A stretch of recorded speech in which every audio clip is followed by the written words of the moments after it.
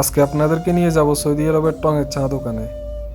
Actually পানি নেওয়ার জন্য বের হয়েছিলাম, তো ভাবলাম একটু চা দোকান থেকে ঘুরে আসি, একটু আড্ডাও হয়ে যাবে।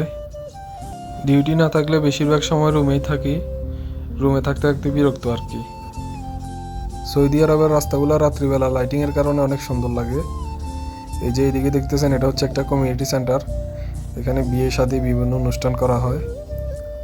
আর আমি যাচ্ছি টঙের চা দোকানে, তো আপনারা সাথে থাকুন। এই যে এখন দেখতেছেন, এটা হচ্ছে একটা হাই রোড। এটা হচ্ছে আমি যে শহরে থাকি ওই শহর থেকে রিয়াদের দিকে গেছে অ্যাকচুয়ালি।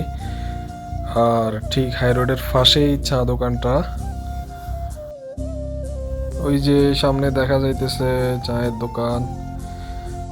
এই যে দেখতেছেন জেনারেটর, এটা দিয়ে দোকানের ইলেকট্রিসিটি সাপ্লাই দেয়। এটা হচ্ছে একটা ভ্রাম্যমাণ টাইপের দোকান, মানে এক এক সময় এক এক জায়গায় নিয়ে বসায়। কি অবস্থা? তো এখন হচ্ছে দোকানে একটা কাস্টমার আসলো, কাস্টমারের জন্য চা বানাইতেছে আর কি। আর এখানে একটু পর পরে কাস্টমার আসে, যেহেতু রাস্তার পাশে এই দোকান। একটু পর পর গাড়ি নিয়ে আসে, চা নিয়ে চা খাইতে খাইতে চলে যায়। চিনি ছাড়া একটা লাড়া দিল চায়ের মধ্যে।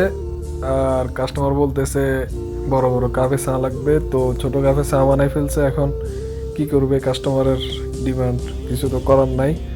তো বড় কাপের মধ্যে আবার ডালতে হচ্ছে। আসলে দোকানদারি করতে অনেক কিছু ফেস করতে হয়, কারণ কাস্টমারের চাওয়া পাওয়াই সবচেয়ে বড়। তো কাস্টমার খুশি তো সব কিছু খুশি, সব কিছুই ভালো। লাইটিংটা দেখুন দোকানের, সেই লেভেলের ডেকোর করা একটা দোকান। যদিও ভ্রাম্যমান, এক একবার এক এক জায়গায় নিয়ে যাওয়া হয়। আসলে ছোট দোকান হোক বা বড় দোকান সেটা বিষয় না, মানে দোকানের সৌন্দর্যটা হচ্ছে মুখ্য বিষয়। এখানকার দোকানগুলোর ডেকোরগুলো অসাধারণ। এই যে সাদিক কাস্টমার বিদায় করে এখন আমার জন্য চা বানাচ্ছে। এইদিকেই তো আসতেছে, গেছে আইসকা। এই যে আরো দুজন সাদিক কোমর দুলাইয়া হেলে দুলে আইসক্রিম খাইতে খাইতে এইদিকে আসতেছে। তো আড্ডাটা মনে হয় জমে যাবে আজকে। এটা হচ্ছে আমার চায়ের কাপ। আইসক্রিম আমারটা কই? আইসক্রিম যে একটা মন হয় গিয়া একটা ঘুমানো হয়েছে। লা হাওলা ওয়ালা কুওয়াতা ইল্লা বিল্লাহ। আমি কইছি না আমি আসতেছি। আমি বাইরে বসে তুই মার্কেট দোকান আছে না। তো চা খাওয়া শেষ, আড্ডা ফাড্ডা দেওয়া শেষ, এখন চলে আসলাম পানি নিতে। এই যে দেখুন বোতলের মধ্যে কিভাবে পানি দিচ্ছে। প্রতি বোতল 1 টাকা করে নিই আর কি। আর পানিগুলো হচ্ছে ফিল্টার করা পানি, এগুলো খাওয়া যায়, তারপর হচ্ছে রান্নার কাজে ব্যবহার করা যায়। মোটামুটি 3 বোতল পানি 1 সপ্তাহের মতো চলে যায়। তো চলে আসলাম বাসার দিকে। বাসায় ঢোকার আগে পেট্রোল পাম্প একটু দাঁড়ালাম, বাকালায় যাব।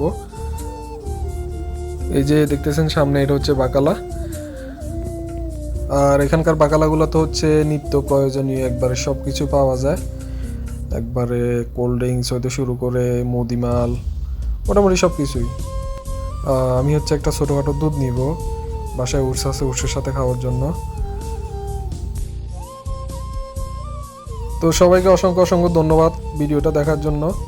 দেখা হবে নতুন কোনো ভিডিওতে। আল্লাহ হাফেজ।